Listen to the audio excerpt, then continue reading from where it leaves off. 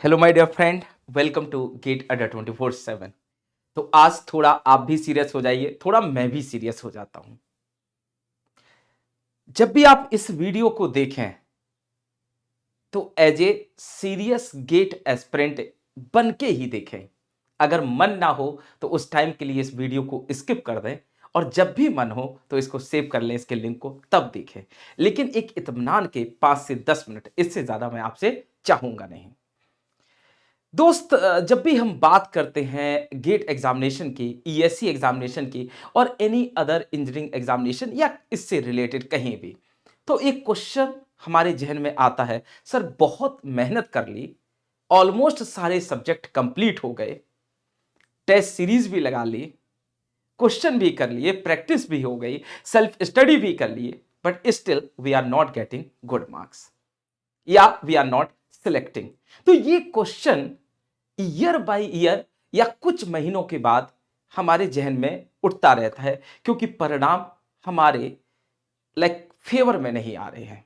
और जब तक परिणाम हमारे फेवर में नहीं आएंगे, तब तक ये जंग चलती रहेगी। और ये तब तक चलती रहेगी बेटा, जब तक हम में कुछ करने की जिज्ञासा है, कुछ पाने की इच्छा है। ओके, वैसी इच्छा जैसी मीरा ने कृष्ण को पाने की होगी कभी, वैसी एक इच्छा आपके अंदर है कि एक जल्दी से अच्छी सी सफलता मिले, ताकि कुछ अच्छे लम्हे अपने पेरेंट्स के साथ आप स्पेंड करें। ओके, कुछ ऐसे मोमेंट आप क्रिएट करें जिससे आपके पेरेंट्स को अभिमान हो, स्वाभिमान हो। ओके, तो आज इसी पे हम बात करने जा रहे हैं। आप टाइटल देख पा रहे होंगे, क्या आपकी यही गलती आपको टॉपर बनने से रोक रही है?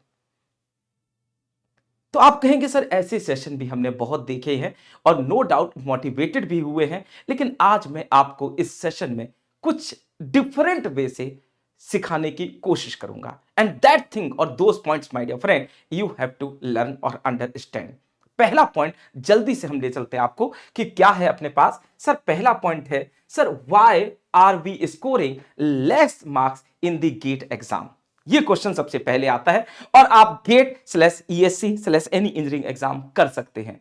तो अब आपके पास आंसर बहुत सारे होंगे, because sir due to all those reasons we are getting less marks in the GATE examination और अदर एग्जामिनेशन।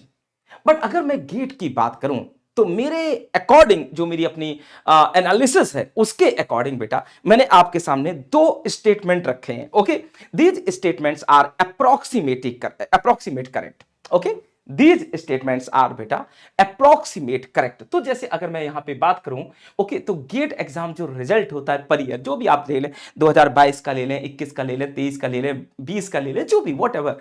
ओके, अगर उसको आप देखें तो मोर than 50% student get less than 15 marks. ये एक दुर्भाग्यपूर्ण परिणाम है, जो बिल्कुल भी नहीं होना चाहिए। ओके, यानी कि सर 50% से ज्यादा स्टूडेंट लगभग ऐसे हैं जिनके जो मार्क्स आ रहे हैं वो लेस देन कितने हैं? 15 हैं। और ये एक विचारणीय बात है बेटा इस मोमेंट पे, ऐसा तो बिल्कुल नहीं होना चाहिए सर। दूसरे पॉइंट पे अगर हम आए तो बेटा around 30% student GATE marks between 15 to cut off. यानी कि 30% लगभग टेंटेटिवली वो स्टूडेंट है जिनके मार्क्स बेटा 15 से लेके कट ऑफ के बीच है, और अराउंड 17 से 18% या अराउंड 15% वो स्टूडेंट है जिनका कट ऑफ क्लियर होता है। तो दुर्भाग्य ये है कि सर हमारे पास 15 नंबर से भी कम लाने वाले लगभग जो हमारे मित्र हैं वो 50% से ज्यादा हैं, और लगभग जो 30% स्ट्रेंथ है वो 15 नंबर से लेके कट ऑफ के बीच में सिमट जा रही है। तो इसके पीछे क्या कारण है, आज इन्हीं को समझते हैं। As I told you my dear friend in the beginning of that session, कि जब भी आप इस वीडियो को देखें, थोड़ा सीरियस होकर देखें, और आप देख रहे होंगे मेरे चेहरे से मैं भी थोड़ा सा सीरियस हूं एट द मोमेंट जब मैं ये चीजें एक्सप्लेन कर रहा हूं। तो आपने एक सच्चाई तो देखी कि सर मोर देन 50% स्टूडेंट हैं जिनके मार्क्स 15 से कम है टेंटेटिवली, और लगभग 30% ऐसे हैं जिनके 15 से लेके कट ऑफ के बीच में मार्क्स हैं। तो इसका कारण क्या है वो बाद में देखते हैं, बट पहले एक चीज समझते हैं कि sir maths plus aptitude plus English, यानी कि अगर ये 3 सब्जेक्ट हम पूरे कर लें बेटा, तो ये 3 सब्जेक्ट ऑलमोस्ट 25 मार्क्स प्लस में ही जाते हैं, इससे लेस होते नहीं है। तो अगर हम अपने कोई भी टेक्निकल सब्जेक्ट ना पढ़ें, तो कम से कम उन 50% बच्चों को हम 15 से ऊपर नंबर दिलवा सकते हैं और अप्रोक्सीमेट 25 मार्क्स बेटा दिलवा सकते हैं सिर्फ और सिर्फ किसकी मेहनत से कि आज से पढ़ना करें और पढ़ना शुरू करें और जनवरी तक बेटा first second week of Feb तक सिर्फ पढ़ते रहे मैथ्स एप्टीट्यूड इंग्लिश और कुछ नहीं। आपके 15 से ऊपर तो तभी आ जाएंगे। तो अगर हम 15 को टारगेट लेके चलें सॉरी दैट मीन्स बेटा वी वांट टू नहीं होता कि we want to score sir more than 15 marks. तो आप कुछ मत करिए, अगर आपका टारगेट है 50% बच्चों के अंदर नहीं आने का कि हम शुरू के 50% बच्चों में रहें, तो आप सिर्फ 3 सब्जेक्ट पढ़िए, 25 से 30 नंबर का तैयार हो जाएगा जिसमें 200% you will get more than 15 marks. अब आप कहेंगे सर अगर एक साल हम मैथ्स एप्टीट्यूड और इंग्लिश की ही प्रिपरेशन करें तो 25 में से यार 22-23 तो कहीं नहीं गए, क्योंकि पूरे ईयर हम यही पढ़ रहे हैं। इसका मतलब सर अगर सही से इनको पढ़ लिया जाए तो 15 प्लस तो यही आ जाते हैं, तो कम से कम 50% स्टूडेंट को पीछे कर देंगे। अगले पॉइंट पे आते हैं, एक और कटु सत्य समझने की कोशिश करते हैं, एक और कटु सत्य समझने की कोशिश करते हैं। और वो कटु सत्य क्या है बेटा कि अगर आप बात करें ईसी इलेक्ट्रिकल इंस्ट्रूमेंटेशन तीनों ब्रांचेस में, हालांकि मैंने इलेक्ट्रिकल और ईसी मेंशन कर रखा है, तो सर्किट प्लस कंट्रोल 15 नंबर का आता है। और आप देखिएगा किसी भी गेट एस्पिरेंट से पूछना तो वो ये पक्का बोलेगा सर कंट्रोल भी रेडी है, सर्किट भी रेडी, और इनका रिवीजन नहीं करना है, इनका रिवीजन भी नहीं करना है। तो मोटा मोटी बेटा ये दोनों सब्जेक्ट 15 नंबर में मिल जाते हैं, कभी 12-13 भी हो जाता है, but approximate I am taking, तो 15 नंबर तो सर यहां से मिल रहे हैं। यानी कि अगर मैथ्स एप्टीट्यूड और इंग्लिश ना भी पढ़ें, सिर्फ बेटा सर्किट और कंट्रोल पढ़ के चले जाएं, तो भी लगभग हम 50% बच्चों को क्रॉस कर देंगे। लेकिन दुर्भाग्य, ना तो वहां से 25 में से 20 आ रहे हैं और ना यहां लगभग 15 में से 12 प्लस आ रहे हैं। आप देखिए ये दुर्भाग्य, जबकि ऑलमोस्ट हर स्टूडेंट इसी इलेक्ट्रिकल इंस्ट्रूमेंटेशन का बोलता है कि सर सर्किट थ्योरी ब्लड में बह रही है और कंट्रोल तो चू रहा है, समझिए इस बात को। उसके बावजूद भी out of approximate 15 marks from network और या कंट्रोल प्लस सर्किट जो भी कह लें आप, इन दोनों से हार्डली बेटा जो अच्छे स्टूडेंट है वो मार्क्स स्कोर कर पा रहे हैं, लाइक अराउंड 80 और 90% प्लस। लेकिन वहीं पे एवरेज लोग सिमट जाते हैं हार्डली 20% से नीचे मार्क्स पे या 30% से नीचे मार्क्स पे। तो ये दुर्भाग्य है। अगर मैं ऐसी बात करूं कि सिर्फ 15 नंबर यानी कि 50% से ऊपर आना है, तो अगली ब्रांच में हम चलते हैं बेटा। अगर मैं सिविल की बात करूं तो I am not damn sure, but जो मैंने डेटा लिया है कि जियो टेक्निकल प्लस एनवायरमेंटल से अगर बात करें तो मोर देन 15 मार्क्स का आता है। यानी कि सर अगर साल भर यही पढ़े तो 50% बच्चों को तो ऐसे ही क्रॉस कर जाएंगे। इन द सेम वे बेटा अगर हम लोग बात करें सर अगली स्ट्रीम की, and that is nothing but mechanical में बेटा मैन्युफैक्चरिंग और थर्मल 2 सब्जेक्ट अगर पढ़ लिए जाए तो 15 नंबर यहां से भी आ सकते हैं। तो फिर ऐसा क्या है कि more than 50% student are getting less than 50 marks, और वहीं पे लगभग यार हमें पता है 15 से 16% लोग पास होते हैं लगभग, जिनके मार्क्स बेटा कट ऑफ से ऊपर देखा जाए तो 30 प्लस या 25 प्लस होते हैं। बाकी सब लोगों के मार्क्स इससे कम है। यानी कि लगभग अपने पास जो जनता बच रही है वो 85% है जिसके मार्क्स ऑन एवरेज बेटा कट ऑफ से कम है। और कट ऑफ जनरली आप देखें तो 25 और 30 के बीच में रहता है। तो 85% वो बच्चे हैं जिनके मार्क्स 25 से कम है मोटा मोटी, और 30 से कम है। तो इनमें से 100% 50% बच्चे वो होंगे जिनके मार्क्स 15 से भी कम होंगे। और ऐसे ना जाने कितने आपके दोस्त होंगे जिनके थ्रू आपने सुना होगा यार मेरे तो 8 ही नंबर आए, मेरे 5 ही आए, मेरे 2 ही आए। तो यहां पे एक क्वेश्चन तो उठता है, बस बीटेक कर रहे हो या फिर कुछ और है। ओके, तो ऐसा तो नहीं कि बिहार वाले टाइप का एक कांड आप भी लिख रहे हो कि भाई हम स्कूल नहीं जाते या कॉलेज वॉलेज नहीं जाते, बस काम चल रहा है। तो अगर ऐसे हो आप तो कुछ सोचना नहीं है। लेकिन अगर आपने वाकई में कॉलेज में जाके आप बैठे हैं, आप डिग्री ले रहे हैं सीरियस पे से, तो फिर ये आपको शोभा नहीं देता है कि 100 नंबर के पेपर में आपके लाइक लेस देन 25 या लेस देन 30 मार्क्स आए। It's really not. फेल होना भी चलो ठीक है, लेकिन इतना गिर के कौन होता है? 5 नंबर, 4 नंबर, 2 नंबर, 3 नंबर। अगर हम एक साल में बात करें कि सर हम कॉलेज भी जा रहे हैं, हम सब कुछ कर रहे हैं और सिर्फ 2 सब्जेक्ट पढ़ लें, तब भी यार हम 15 प्लस पे पहुंच रहे हैं और मैथ्स थोड़ी बहुत तो आती है, तो 25 तो क्रॉस हो ही जाएंगे। लेकिन दुर्भाग्य कि हम हर सब्जेक्ट पूरा कर रहे हैं, लगभग अराउंड 70-80% सिलेबस पूरा कर रहे हैं, बट उसके बावजूद भी वो मार्क्स नहीं आ रहे जो हमें चाहिए। खैर, एक सच्चाई से आप अवगत हो गए कि सर अगर 2-2 सब्जेक्ट भी पर स्ट्रीम पढ़ लिए जाए अपने स्ट्रीम के अकॉर्डिंग, तो भी हम 50% स्टूडेंट को लीड कर जाते हैं। अब ये आपको कैसे पढ़ना है इन पे भी बात करेंगे, लेकिन उससे पहले सर एक और पॉइंट्स पे चलते हैं आगे। अगेन बेटा वो पॉइंट क्या है sir, why are we scoring less marks in the GATE examination? जो क्वेश्चन पहले रखा गया था। पहले हमने ये भूमिका समझी या भूमिका मैंने बनाई कि आपको मैं ये समझा पाऊं कि स्थितियां क्या हैं और ये स्थितियां क्यों हैं, उनके कारण आपके सामने हैं। ओके, जैसे पहले you are not that serious, आप उतने सीरियस नहीं थे एग्जाम के लिए जितना आपका मित्र था, आपका दोस्त था।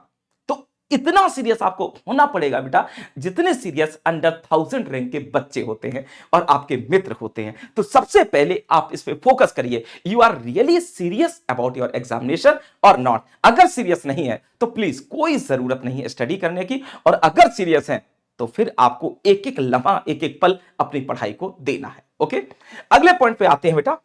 क्यों भाई कम मार्क्स आ रहे हैं, तो इस पे भी फोकस हो जाए। अगला पॉइंट मैंने लिखा है बेटा, अगेन बेटा सेम टॉपिक चल रहा है, सेकंड पॉइंट है your faculty is not technically sound. Okay, ये भी एक कारण हो सकता है आपके कम मार्क्स आने का। कभी कभी आप देखते होंगे बेटा कि जो फैकल्टी आपको पढ़ाता है आपको बहुत अच्छा लगता है लेक्चर, पूरा सब्जेक्ट, आप फैकल्टी का फीडबैक देखोगे आउट ऑफ 100% क्यों?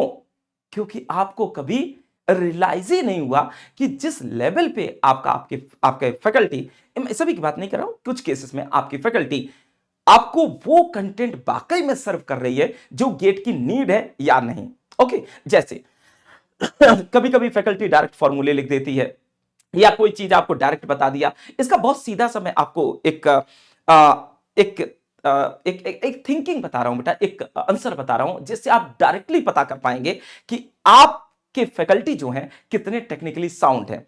अगर वो किसी क्वेश्चन को बहुत ज्यादा घुमा ले जाते हैं, क्वेश्चन प्री प्लान नहीं होता है। ओके, जैसे कोई टॉपिक समझाना, उसी से रिलेटेड आपका क्वेश्चन तुरंत वहीं बना दिया, वहीं पे खेल गए, आपने कहा ऐसे करो, उसने वैसे कर दिया एंड सो ऑन। जैसे जैसे आप कह रहे हो वो मोल्ड हो रहे हैं, तो आप समझ लीजिए फिर आपका फैकल्टी टेक्निकली साउंड है, और अदरवाइज आपको थोड़ा सा फैकल्टी चेंज करने की नीड है। ओके, दूसरा पॉइंट बेटा, जब आप फैकल्टी के थ्रू पढ़ते हैं और आपके माथे पे कोई सिकन ना आए, मतलब आप राजा बाबू बन के बैठे और राजा बाबू ही बन के क्लास से बाहर निकल आए आफ्टर 3 आवर्स और 4 आवर्स लाइव क्लासेस में, तो आप ये समझ लीजिए आपने रत्ती भर भी कुछ नया नहीं सीखा है।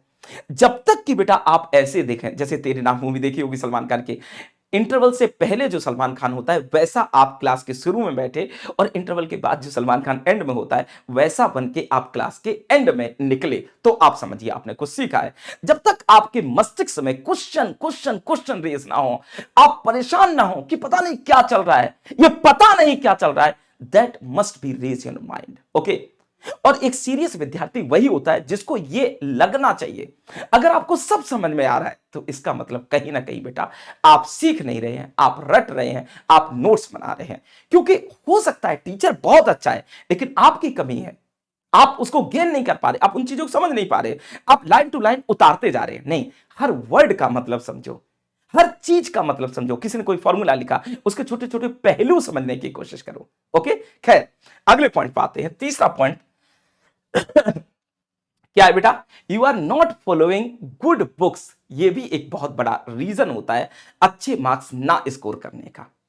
तो कोई भी आपकी फैकल्टी, आज के बाद आप ध्यान रखना, कोई भी फैकल्टी इस पूरे ब्रह्मांड में कोई भी फैकल्टी आपसे बोले कि मेरे नोट्स मोर देन एनफ हैं, okay, and don't handle any books, तो आप कह दीजिएगा सर आपसे सब्जेक्ट ही नहीं पढ़ना। कम से कम मेरे अकॉर्डिंग हर फैकल्टी को बेटा आपको मिनिमम टू बुक्स अपने सब्जेक्ट के लिए सजेस्ट करनी चाहिए, और ये दोनों बुक बहुत ही ऑथेंटिक राइटर की हो, और ऐसा एक राइटर हो जिसने कम से कम बेटा, या आपकी जो बुक्स है उनमें बड़े बड़े पेपर्स का रेफरेंस लिया गया हो, जैसे रिसर्च पेपर का एंड सो ऑन। तो वो बुक देख के आपको आइडिया लग जाएगा, because you are going to be right get exam.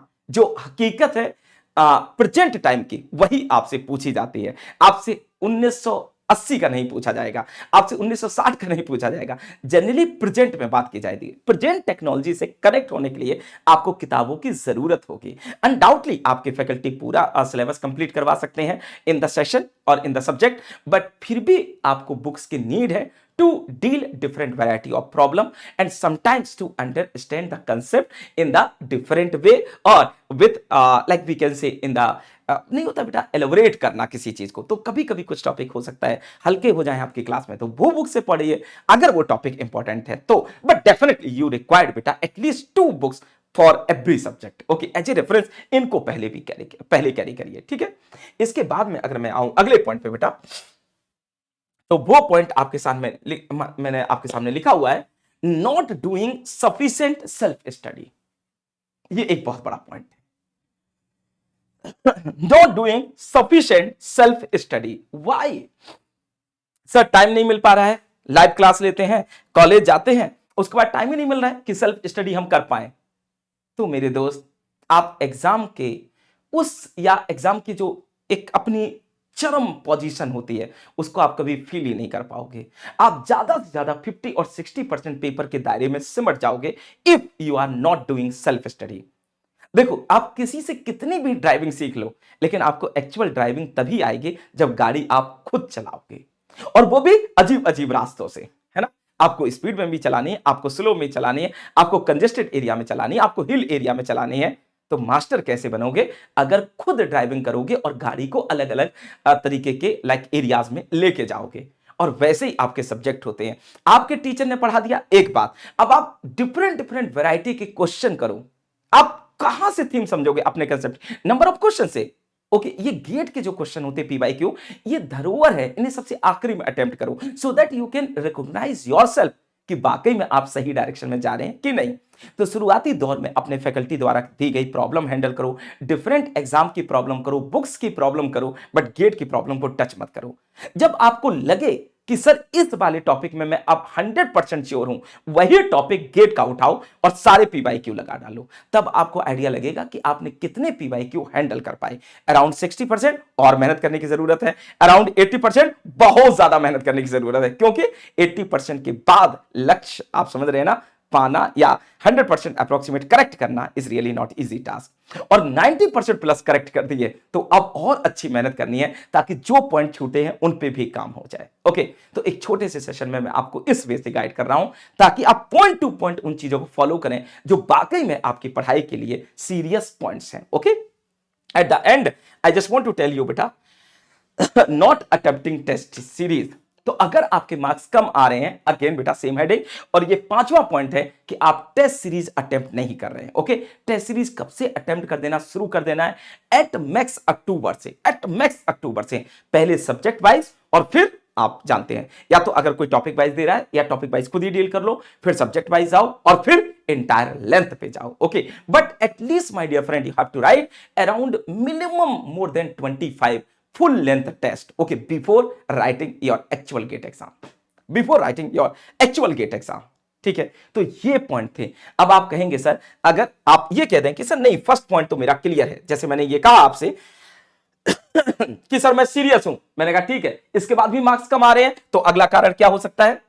अगला कारण आपने कहा कि सर ये फैकल्टी नहीं, सर मेरी फैकल्टी सही है, बढ़िया है। ओके, अगर बढ़िया है तो ठीक है, अगले पॉइंट पे चलते हैं, कहीं ना कोई तो कमी छूटी होगी, तभी तो मार्क्स कम आ रहे हैं। आपने कहा फैकल्टी अच्छी है तो आप अपनी कमी ढूंढो। ओके, अगले पॉइंट पे चलें। अगला पॉइंट ये कह रहा है बेटा कि सर बुक्स फॉलो नहीं की हमने, तो फिर बुक्स फॉलो करो, इसकी वजह से मार्क्स कम आ रहे हैं। ओके, अगर आपने कहा सर नहीं बुक्स भी फॉलो करते हैं, तो फिर आप बेटा सफिशिएंट सेल्फ स्टडी नहीं कर रहे हो। आपने कहा सर सेल्फ स्टडी भी कर रहे हैं। ओके, तो मैंने कहा फिर अगर ये भी कर रहे हो तो कुछ ना कुछ और कमी होगी। तो फिर बेटा आपने अच्छे प्रैक्टिस नहीं की है, टेस्ट सीरीज नहीं हैंडल की है, मैनेजमेंट, टाइम का मैनेजमेंट डील नहीं किया है बिफोर द एग्जामिनेशन, ये कारण हो सकता है। लेकिन एक बात कंफर्म है, इनमें से या तो आपके पांचों कारण होंगे, या आपका एक कारण होगा, या आपके दो कारण होंगे जिनकी वजह से आपके मार्क्स कम आ रहे हैं। ओके, इसके अलावा बेटा कोई कारण हो ही नहीं सकता है। मोटा मोटी हर चीज मैंने इसमें इंक्लूड कर ली है।